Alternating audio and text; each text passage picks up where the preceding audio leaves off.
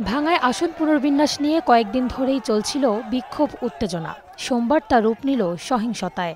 ক্ষুব্ধ জনতা লাঠিসোঁটা নিয়ে ধাওয়া দেন পুলিশকে। স্থানীয় মসজিদে আশ্রয় নেন আইনশৃঙ্খলা বাহিনীর সদস্যরা। পরে ক্ষুব্ধ জনতা ঢুকে পড়েন উপজেলা পরিষদে। চালানো হয় ভাঙচুর, অগ্নিসংযোগ।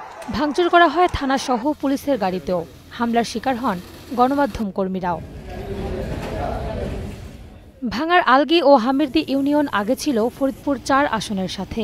পুনর্বিন্যাসের পর অন্তর্ভুক্ত হয়েছে ফরিদপুর ২ আসনের নগরকান্দার সাথে। এর প্রতিবাদে ফুঁসে উঠেছেন ওই ২ ইউনিয়নের মানুষ। সোমবার ছিল ৩ দিনের মহাসড়ক ও রেলপথ অবরোধ কর্মসূচির দ্বিতীয় দিন। সকাল থেকেই সড়কে নামেন আন্দোলনকারীরা।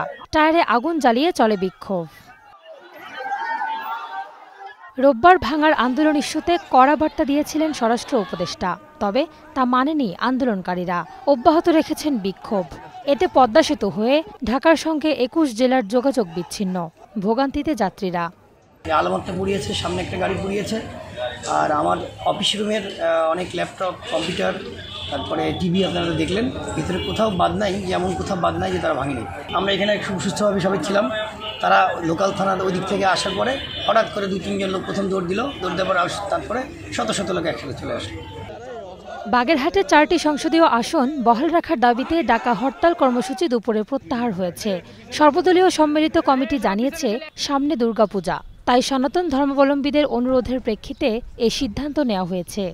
ইসি সাহেব এখানে ৪টি আসন কর্তন করে ৩টি আসনের দাবি মেনে নিয়ে তিনি প্রজ্ঞাপন জারি করতে পারেন না, এটা অধিকার তার নেই। নির্বাচন কমিশন এই আন্দোলনের প্রেক্ষাপটে যে ক্ষয়ক্ষতি হচ্ছে অর্থনৈতিক, এই দায়ভার সম্পূর্ণ নির্বাচন কমিশনের উপর বর্তাবে। কারণ তারা হঠকারী সিদ্ধান্ত নিয়ে বাগেরহাটবাসীর নৈতিক মৌলিক অধিকার হরণ করছে। তবে নতুন করে আবার কর্মসূচিও দেওয়া হয়েছে। মঙ্গলবার ও বুধবার জেলা নির্বাচন অফিস সহ 9টি উপজেলার নির্বাচন অফিসের সামনে অবস্থান কর্মসূচি পালন করবেন আন্দোলনকারীরা। Desk report, star news.